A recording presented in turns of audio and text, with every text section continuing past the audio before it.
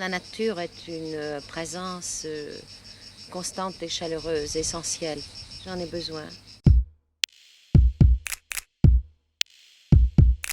Dans le jardin, j'ai trouvé le calme, le charme aussi du potager, de la nature, les oiseaux, le bruit des abeilles. Ça redonne le sens, le rythme de la vie, le vrai rythme de la nature qui est calme, qui est lente, qui n'est pas pressé. Voilà. Une salade qui pousse, je trouve ça merveilleux. C'est une aventure, la salade qui pousse. Dans le fond, je n'aime pas la campagne. C'est ça. Comme je m'ennuie à la campagne, c'est assez propice pour le travail, car je n'ai jamais pu écrire une note de musique à Paris. Paris me divertit, me distrait, et je ne peux pas y travailler. La nature, elle m'a offert de l'éveil, beaucoup d'éveil. Ça a été un refuge par rapport à la société. Et la nature offre quelque chose de formidable, c'est qu'elle est incontrôlable, elle nous échappe complètement. Il y a une magie qui se fait quand on regarde la nature, c'est qu'il y a de la vie et une multitude de formes de vie. Cette diversité de l'existence, elle est fabuleuse. Je suis optimiste parce que je constate que la nature s'efforce par tous les moyens de résister à ces saccages et chaque fois qu'on accorde à la nature un tout petit peu de protection, on la voit refleurir, recommencer avec un enthousiasme, si j'ose dire, extraordinaire. J'ai toujours conservé, à l'égard de la montagne, ce sentiment religieux.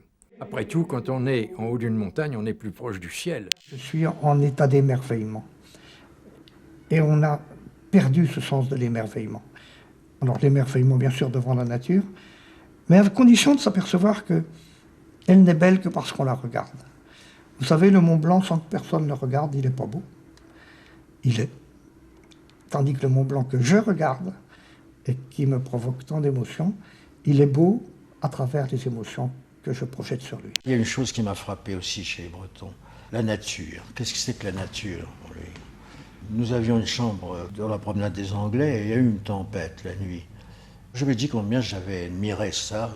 Oh, il m'a dit, moi, la mer, le bruit de la mer, c'est comme un homme qui dégueule.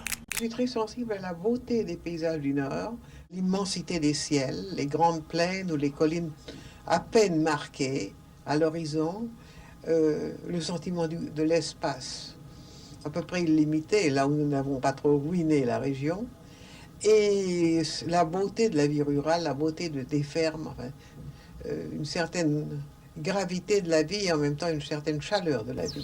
Je suis ornithologue par passion, c'est une passion, c'est un amour, ça s'explique pas. J'aime les oiseaux, c'est tout. L'homme ancien qui voyait revenir le printemps ne le percevait pas comme nous le percevons, enfin, on ne le reçoit plus comme un don. Je crois que chaque saison était miraculeuse et chaque phénomène de la nature était miraculeux. Et c'est cette notion de miracle que nous avons perdue justement parce que nous avons réduit les phénomènes naturels à des phénomènes purement matériels. La nature, l'homme la détruit. Lorsque nous détruisons la nature, c'est nous que nous détruisons parce que nous sommes la nature.